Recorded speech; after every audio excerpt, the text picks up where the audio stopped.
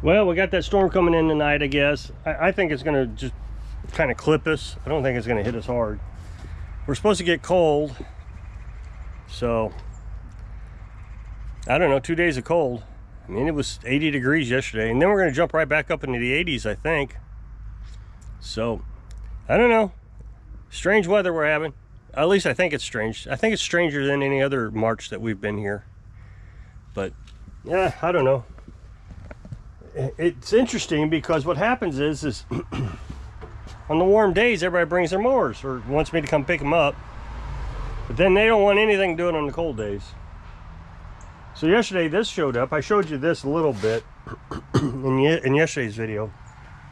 We had a nut, or a bolt that broke off in the wheel there, so I had to weld on another bolt and get it out of there. But all the belts are, all but one of the belts is bad on this, so we'll change out all the belts. And one of the guards isn't bolted on correctly, so I'll have to fix that. It's a pretty clean mower. He said he bought it used. I don't know if I saw a date on this just yet.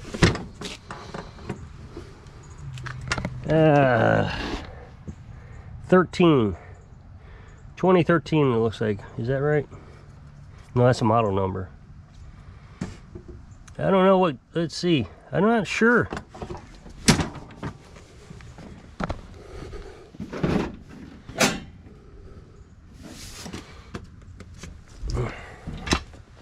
It's a single cylinder. I didn't expect that.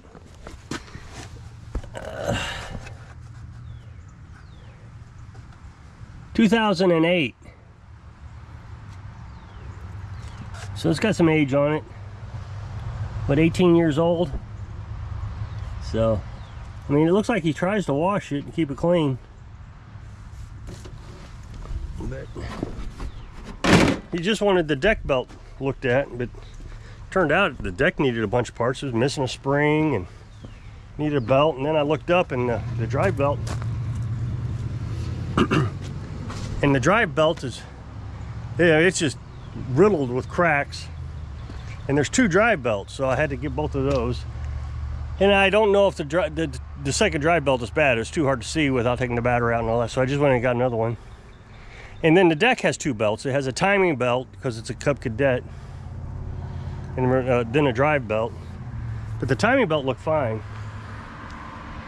So I don't know. It all showed up at once.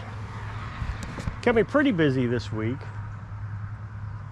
That one took longer than it should have because of the starter that came in was bad. That was frustrating. I tried to make a video on this, and so I recorded the first half, which was the testing of the battery and all that stuff. And then I had to get the starter, so I had to order the starter, and I was going to, record the second half. But I accidentally deleted the first half, so I came back out to do it again, and I put the old starter back on. I know this is going to make the trolls just furious. You're ripping off the customers, but I'm not. So this thing, the brushes went out in it, and you can see the customer was beating it. I think you can see that with a hammer. So every time it wouldn't run, he'd hit it. So when the first time I worked on it, it wasn't turning over, so I just ordered a new starter. Well, the second starter, or the starter that I ordered, the Bendix here, the clutch was slipping, and I couldn't use this one. Oh boy, let's not break because this one didn't fit,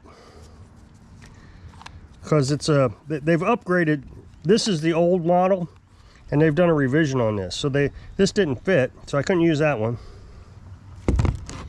So I had to send the old one back, or I had to send a new one back. Well, when I got the second new one, I wanted to go through the whole procedure to do the YouTube video again, and this worked. What it was is I threw this in my barrel, but then when I put it back on the machine to do the video, that jarring made it work. But it's still bad.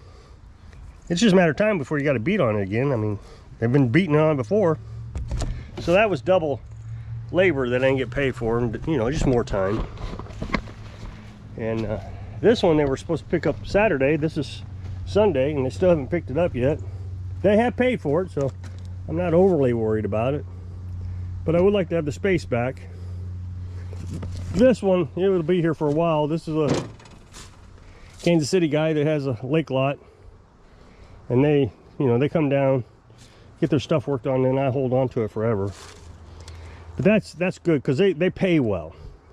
Although this is going to sound greedy, I don't mean it to. I was expecting this guy to actually want to get more done than what he did. When I got over there, he wanted it serviced, changed oil, all that good stuff. That's fine. But then he said his hood's broke, which it was. So this thing was falling off, and there's a rubber piece that goes here. It's just a big mess. So I thought, well, you know, I'll give him the quote for the hood, and he won't want to do that. So I said, well, what I could do, if the hood's too expensive, is I can use zip ties. But then I have a hood just like this. It's a used hood. All I do is switch over the decals, and I'll show you the hood in just a minute. So all I do is switch over the decals. Everything, it was perfect. It was the same hood. And I offered him prices of it, which was like a quarter of the price that he would have paid for a new hood, and he said no. So he got zip ties. I guess whatever you want, man. Now this guy, he wanted me to come pick this up, so I picked it up. And service, got a mouse nest out of it, new lawnmower blades. So I messaged him yesterday and said it was ready, and he said, well, I'm not home today. So he wanted me to bring it today. You know, that was yesterday, that was Saturday. He says, I'm not home, so bring it over tomorrow, Sunday. So, well, I'm not going to bring it over Sunday. How about Monday? Yeah, Monday. Well, then he cancels, says, no, it's too cold Monday. I don't want you bringing it over. Okay, well, I don't understand that. What does the cold got to do with me bringing it over? But okay, so stuck with that. There's a lot of money sitting here. I mean, a lot that I could be getting back. So anyway, this hood over here, it's dirty, and I know the trolls are going to say, you can't sell him that. That's a dirty hood. I would pressure wash it, of course.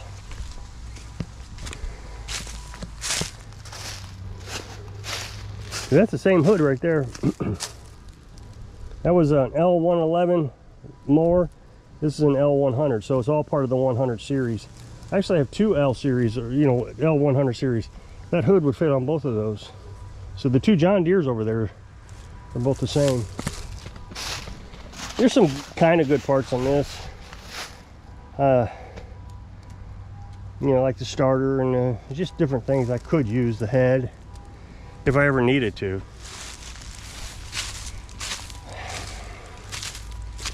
So I guess things are going to get busy. I can guarantee you we won't get anything for at least the next 2 days because it's cold. Nobody's going to come out. It's really, I don't know. I mean, it's not strange, I guess, but I find it funny, the psychology behind it. On cold days, we don't get any business, no calls, no nothing. But the first warm day after a cold spell, everybody's out, you know, wanting to get their stuff worked on. But it was really busy. I'm trying to get acclimated to being busy again.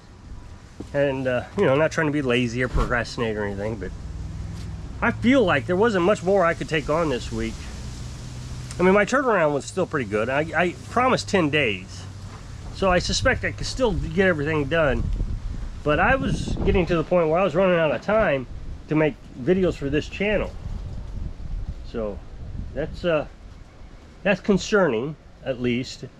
I'm not sure it's a big problem, but it is concerning that I'm running out of time. So I don't know, I guess it's a good thing. Of course, it could be that, you know, like the first service I did on that first John Deere, it just seemed like it took a really long time.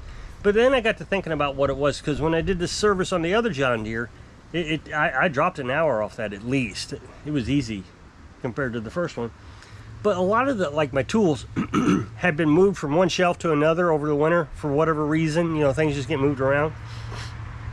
And so I was kind of looking for things. Another thing that kept throwing me off this week is the beast was throwing me a fit. I finally got it fixed, I'm sure, but I'm sure it's fixed now. But it was really causing me a fit. I thought, well, it had a carburetor issue. So I cleaned the carburetor. Then I took the carburetor off, or put it back on, and the float got stuck. And I thought, you know what? I'm not even going to fix the float. I'm just going to get a new carburetor, because I've dealt with that one several times. So got a new carburetor. I put it on, and something was wrong. It would run for a few minutes and just die. And I really struggled with that one. It really threw me for a loop. So I fixed the old one. I fixed the float on the old one. I thought, well, I'll just put the old one back on. What else can I do? And it did the same exact thing. It would run for a few minutes and die, just like the new one. I was like, okay, this doesn't make any sense, because that old one was running rich. Now it's not running with enough gas. So it was running with too much gas before and not enough now. So I changed out all the hoses. I changed out the fuel pump, because everything was indicating it wasn't getting any fuel. Nothing worked. And I took off the air filter housing one time, and just a waft of heat hit me in the face, and I knew exactly what was happening. It was an 80-degree day. I don't know why it took me so long. It was an 80-degree day, and I'm running that winter blend. Now everybody says, oh, run that ethanol. Okay, well, I went and checked the prices of the non-ethanol. It's $4.50. I'm not spending $4.50 a gallon on gasoline for a lawnmower. I'm just not going to do it. Ethanol doesn't hurt anything. You just got to learn how to deal with it. Make sure you run it out in the wintertime so you don't leave it sitting in the carburetor. But anyway, so that wintertime blend boils off at like 120 degrees or something. So it's sitting in that bowl right over the exhaust. Just right over the exhaust. I mean, it's right there. So I bought some insulation, exhaust insulation. It's specific. It was $9 for a huge long sheet of it. And I wrapped that exhaust pipe as thick as I could get it without it interfering with the choke. So it's at least a good, I don't know, couple inches thick maybe. So I got that little laser thermometer. You click it and you can tell you what the temperature is. So I got that thing, and before you on the exposed exhaust, it reads so high that it says high on the meter. So it's like 900 or 1,000 degrees or more. It's probably more like 1,200 degrees. But then when I hit that fiberglass insulation that I wrapped up, it's about 300, almost 400 degrees, 350 to 400, somewhere around in there. So it's dropped the temperature a lot, and it's not running near as bad. So I thought I fixed it. I drove it around all over the place the other day. Well, I kind of fixed everything up. I went back out to make sure everything was done right, put the hose clamps back on, and I got the torque wrench out, and I torqued it to 110 foot-pounds, or inch pounds, and or 105 inch-pounds. And so yesterday, I went to lift it back into this up so I could work on the brake, and it died. Well, what I figured is I pinched when I put the air filter housing back on. I pinched the hose, the fuel line. Well, I got that resolved. So then I'm running it, and now it's surging. What is going on? And it wouldn't run without the choke on. Well, that's new. So I took the carburetor off. I said, you know what, I'm going to put the new one back on, because the old one, there's something wrong with the old one now. So I put the new one on. The new gasket, it's brand spanking new. I guess when I torqued it to 105 inch-pounds, I tore the gasket. It was just too much. Couldn't handle it. So I put the old one back on, which seemed like a better material anyways. So I put the old one back on, put the new carburetor on, and it runs flawlessly. I hope it continues to run flawlessly. Oh, and one other thing. Trying to figure out what was wrong with it and trying to start it so much, I had to buy a new starter. So it really threw me a fit this week. I mean, it just had a multitude of problems. And, I guess it's good that it happened to me with my own mower, because that would have been a real struggle with somebody else's mower. First of all, with somebody else's mower, I may have never seen the vapor lock. It may not happen. They may have brought it over and I tested it out on a 30-degree day and it ran fine. They tried to run it on an 80-degree day with that winter fuel and it dies. So, but I did learn something. That ethanol winter fuel is real sensitive to heat. Real sensitive. And you just can't have a lot of heat on it. So, I guess I'll jump off of here. So if you'll click this up next box, take the video over to my other channel. It's a brand new video, Dad. Really appreciate it. Go check it out. So hope I can inspire you to keep at it so you can live your dreams. Thanks for watching.